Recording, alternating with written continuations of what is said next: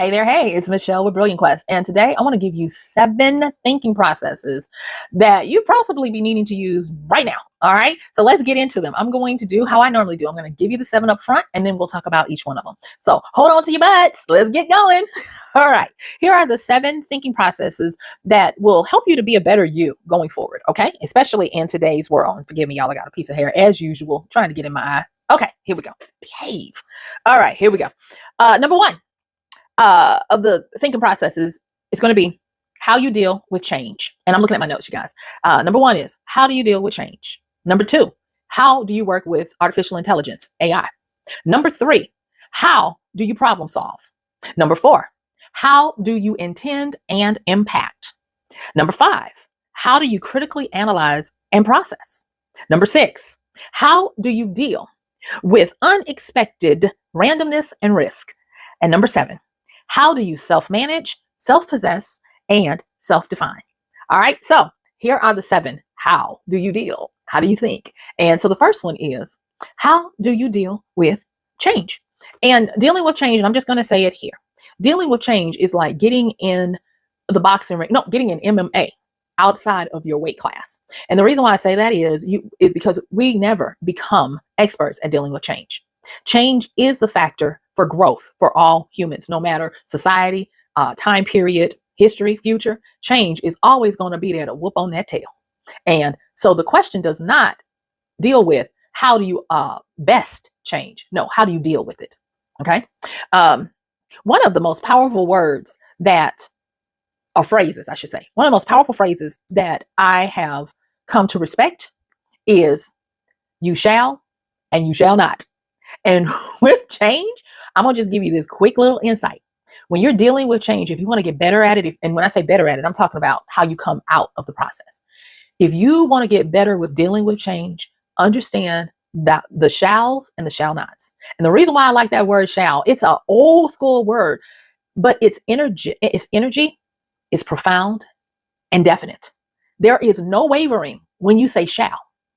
There's no maybe, there's no ambiguity, there's nothing about it. And it was my mom when we were growing up. She loved etymology, and she passed that love on to me and my siblings, where she was like, do not choose words if you are not okay and are sometimes certain with the history and the power of the word.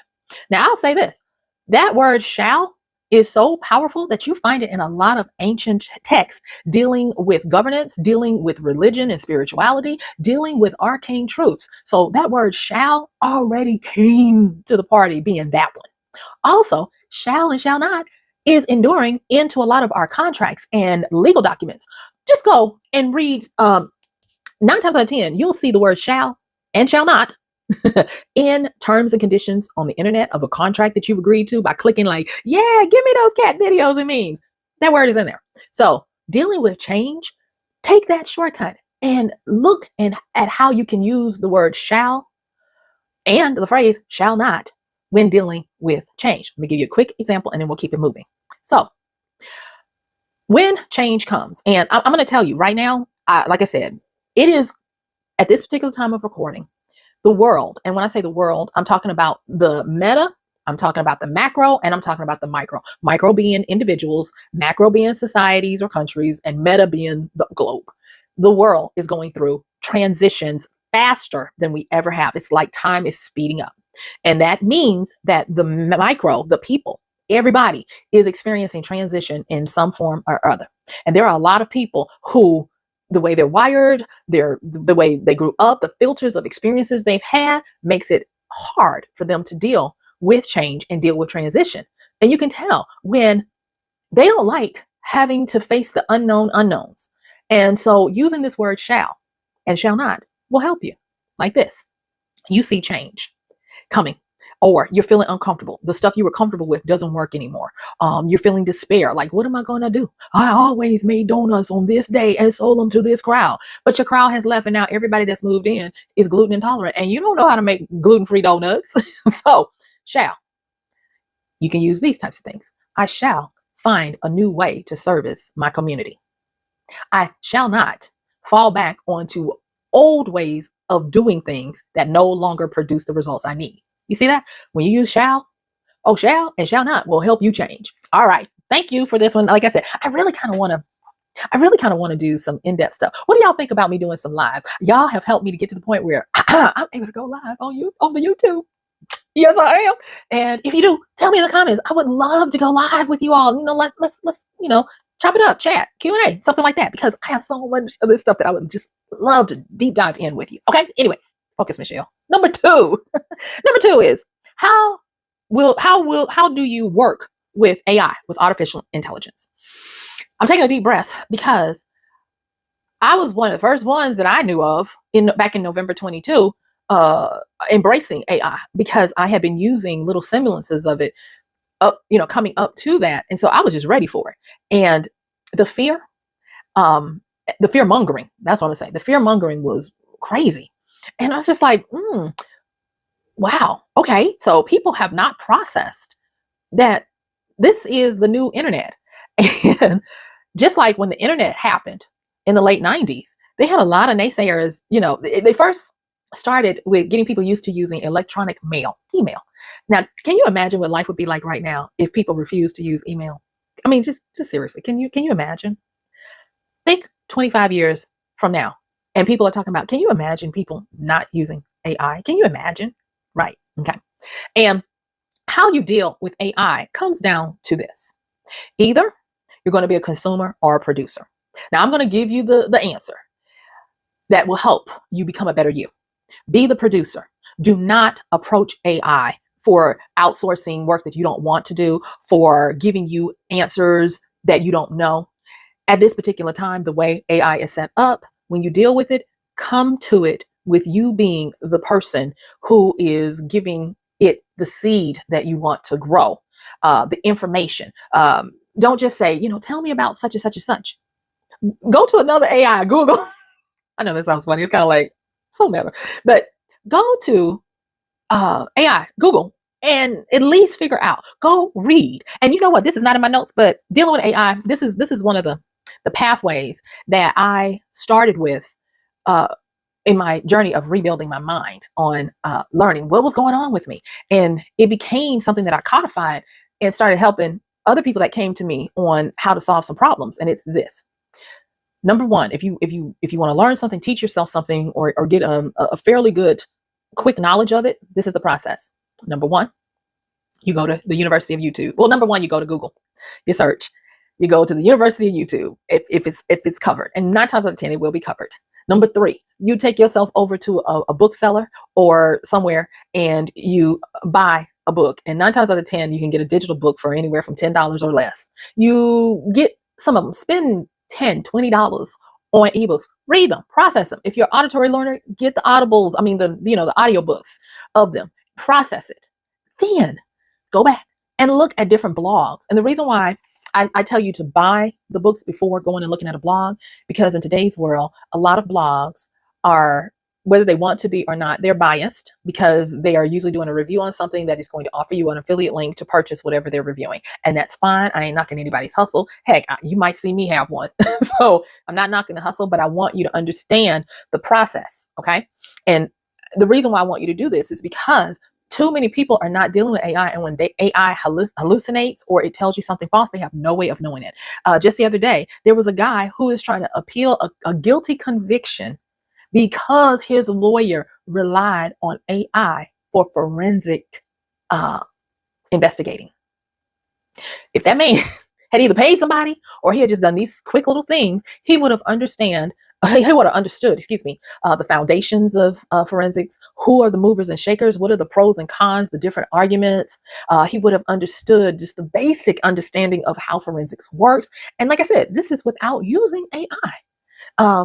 Because after that, like I said, go to Google, YouTube, go buy some digital books, then check out the blogs. The next one is find a low-level course that answers the problem. You don't have to go get a big course, but a course that you're willing to spend money on according to your budget, that you won't ever miss, and see how they take you through the learning process of whatever it is. And you don't have to do all of this, but getting in the habit of at least Googling, YouTube, buying a few books on it, checking out blogs is going to help you when you start to approach AI, because you will become so far advanced over the average person. Joke you public out here, just going straight to AI and asking it to run their life, to teach them everything. And I have never seen so many people ignore a warning sign. Every AI model that is out there at this particular time tells you, check the answers. It could possibly not be correct. And they give you a way to give them feedback. So that means dealing with AI going forward, you become the producer. You give them the seed. And because you have done your due diligence, you can tell when AI is stringing you along and lying, because AI lies. It hallucinates. Let me not say lies, but it hallucinates. But you must start to deal with AI. Okay, it's just a part of life, just like the internet is. And those who are laggards are going to suffer. And it's not going to be a good experience for you. All right, next one. Number 3 is, how do you problem solve? Now, I did a video on how to deal with 4 different types of problems using a framework that will help you to identify what type of problem you're in, and it will help you to take your steps to problem solving within that framework. And you can go check that video out. It's called Why Are Problems So Much Harder to Solve Now? And I'll put it up there so you can check that out. Okay. Now, with problem solving, the reason why I am saying that this is a thought process that you need to do, aside from the traditional sense of problem solving, like the video that I just referenced, a lot of people are problem solving for the wrong thing. And what I mean is, they are solving for problems they don't even have. That has become, I don't know how this happened, but you got so many people anxious and just feeling a ways about themselves and life, because they are solving for the what ifs instead of the what right nows. And it's easy to slip into it. You think you got to go do something and your mind is 3 steps ahead and you haven't even started yet. And you're dealing with well, what if this happens? Well, what if that happens? And the reason why I want you to be cognizant of this is because it is a mental trap. It is a mental trap that causes you to loop, causes you to get into anxiety, despair, dread, all of these things. And it's because becoming a proper problem solver is almost like learning how to problem solve in the moment, just in time, and not dealing with problems that will present themselves later. There's even a scripture that's it's either a scripture or a saying that says, work within this day and let the problems solve themselves in their day. Something like that. I'm paraphrasing, but you get it. And so becoming a problem solver is not just about getting answers and solutions. It's also about staying in the moment to deal with the problems that are now. Now, I am not talking about not having, insurance for problems, and increasing your risk. No, I'm talking about the worrisome what ifs that may or may not occur, that are just not ghosts, they're figments, phantoms of your mind. All right. So stop it.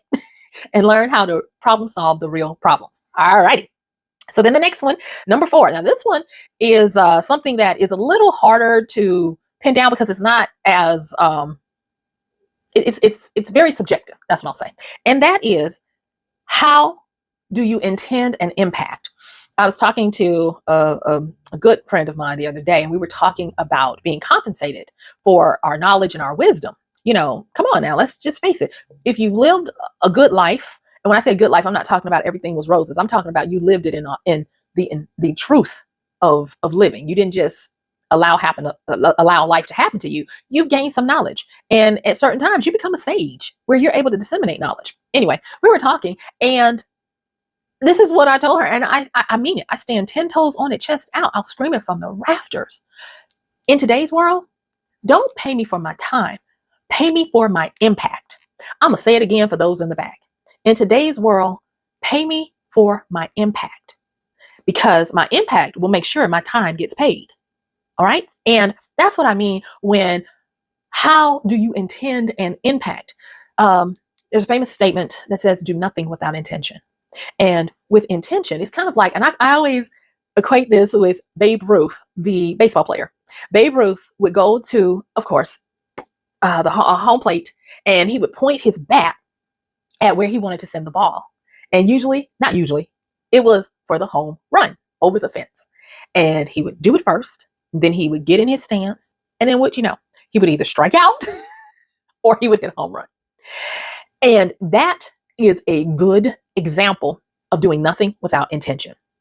If you don't imbue your actions and your thoughts, excuse me, with a direction, and direction would be the goal, and a process to make it manifest, you're just screaming into the void. You are putting yourself in happenstance. Maybe it will or it won't work.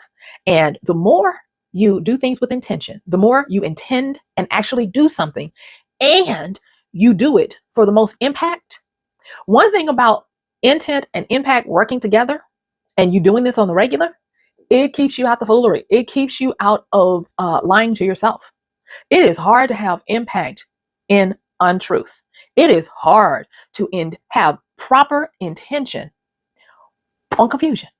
So when you intend and you impact, that keeps you true to yourself. It keeps you in right alignment with where you are and what you're doing and what you can achieve at that particular time. And there's one thing about when you intend and you do things for impact, they catapult you to the next level, so that you find that you're never going to be stuck. I shouldn't say never. There are no absolutes because we do have randomness. Okay. You have a high probability, usually, of not getting stuck in a rut. That's what I'm going to say. Okay, so we have done the first 4. Let me repeat these real quick. These are the first 4 of the 7 processes, thinking processes, and if you use them, you'll have a better you. And that is 1, how do you deal with change? 2, how do you work with AI? 3, how do you problem solve? And 4, how do you intend and impact? All right, let's wrap this up, bring this around the bend with the last 3. All right, so the 5th one is going to be, how do you critically analyze and process your world? Check out another video that I did about the skills that pay the bills, and I'll put it up here as well. And I talk about 6 uniquely powerful skills of today that you can use to pay the bills, or even, do whatever it is you want to do to make yourself happy. But check it out. It's a good one. And I talk about one of the skills is to become critically clever and cunning, and how to break that down. And in today's world, because we are moving away from so many physically driven jobs where you are exchanging labor, I think eventually they're going to have to break up labor and break it into labor and thinking, or labor and analysis, or something, or labor and the mind. Because with AI, with internet, with globalization, more and more people are expending the noggin than they are the fist. And because of that, you no longer have the pleasure of being critically obtuse. You just can't. We had a wake-up call in the US, and we had a wake-up call because more people are being fooled and duped and tricked, because there are components of critical thinking that are just missing. And so people are still literal. Now, what I want to talk about in this little thing, because I'm always trying to just give you the quick little shortcuts that are going to help you, because we can't exhaust all of it right now. But one of the shortcuts to becoming critically aware of the analysis and the processing of things is to pause and ask yourself 2 things. And that is this literal or figurative? Literal. Is it exactly as is? Is there a big old equal sign? Equal sign. No, that's a greater than. Anyway, is there a big old equal sign between what is being presented and what really is? Or is it figurative? Is it a metaphor for something that might be foreign or more complex that's being presented? And that's not even going to cover all of it, but it will help you to get on the path. I also want to say that, do you know people are literal and figurative thinkers, and you can easily tell? Here's a quick one, and this is just an aside question. Just give me a moment to say this. And the reason why I say that is too, because the way you perceive things means that you definitely have to look at the opposite to make sure that you're not receiving it the way you receive it. And this does not mean anybody is smarter than the other. Okay. The way people think about stuff as being literal or figurative. The literal person asks the same question. I'm going to ask you right now. Okay. Do you have a name? I want you to make note of what you answered. Either, I'm gonna pretend I could hear you, but I want you to make note of how you answered that question. Do you have a name? Okay. If you are literal, you said yes. How many said yes? How many said, yes, I have a name? That's literal, because you answered the question that I asked you. But how many of you said, yes, it's Michelle? Not my name, but if I'm answering, I'm like, yeah, it's Michelle. Or I'm just gonna say Michelle. If you answer that way, you are team figurative. And figurative means that you iterate on what's being said. You go underneath it as well. So, like I said, figurative can be a metaphor, but when you have a metaphor, it causes you to have a second reaction where you process what's really being said and then offer that. And so, to be critically astute in your analysis, you will understand both of these approaches. And I can't go into the exhaustive nature of how to be critical. I will tell you it is a skill that must be built and maintained always, because it can go dull and you can get duped. But in today's world, it is a requirement that you be critically keen, because there are a lot of things that are presented that people are too gullible about that they shouldn't. There is no way people should be believing that, I don't know, that people who are dead are doing things right now on the earth. Come on now. Be critical in how you process your world. Okay. All right. So that's number 5. Number 6 is, how do you deal with unexpected randomness and risk? And this one goes back to something that I talked about in another video, the same one about the 6 skills that pay the bills, and that is being adaptable. Now more than ever, you can't complain. You just got to keep it moving. You got to pivot. I should have named this also, how's your pivot game?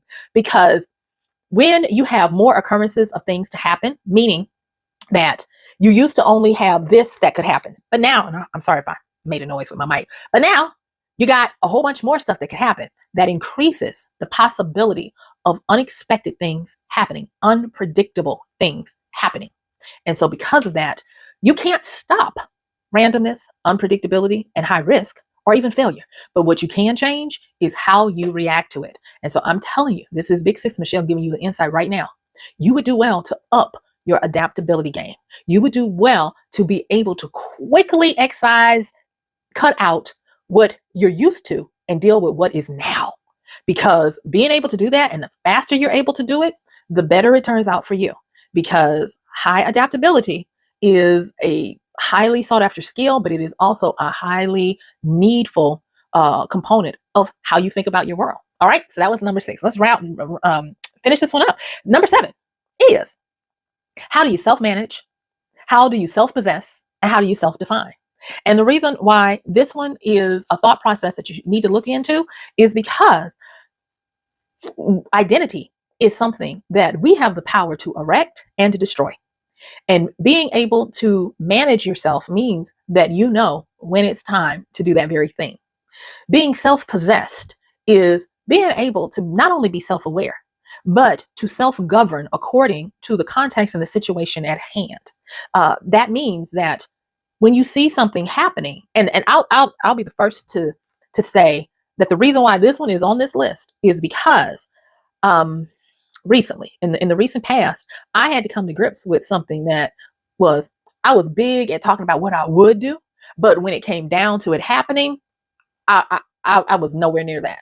And so I was like, and it wasn't because I was a coward. It wasn't because I was fearful. It was because I didn't shore up my ability to manage myself and remain possessed in the moment of who I was. I flew out and went to shock. What do you do and I'm not saying that this happened to me, but what do you do when there's danger afoot right in front of you? And where I live in the United States, that's something that people are having to deal with every day. They think they're out just having fun, and then, all manner of pews are happening. We have to become more self-possessed to stay in ourselves, to react in the best way we can. And that starts with us being cognizant to always be self-defining, picking the best qualities that we need to shore up ourselves to be more whole and more complete. And that really comes down to the too long, don't want to read this or watch this. That comes down to making sure that you instill in yourself who you are. That is an I am statement. I am brave. I am aware. I am wise in my actions. Shoring that up all the time with the self-definition. That is also, I am able I am steadfast, unmovable. That's the self-possession. So that when things happen, the shock of it doesn't make you disassociate and go somewhere else, and you standing there like a deer, in headlights. Okay. And then the self-managing is continuously doing this stuff. This is kind of like that healthy maintenance of doing this. And so these are going to help you because, like I said, now more than ever, crazy stuff is happening that you can't control, but you can control you. All right, so let me recap the last three of these that we talked about. And that was number 5, being how do you critically analyze and process your surroundings, your events, you. Number 6 was how do you deal with unexpected randomness and risk? And number 7 was how do you self-manage, self-possess, and self-define? All right, so guess what? You guys, if you want to continue getting on your brilliant quest, I want you to watch this next video now. Oh, yes. And don't forget to like, subscribe, and share. And I'm going to see you on the next video. This is Michelle with Brilliant Quest. Bye.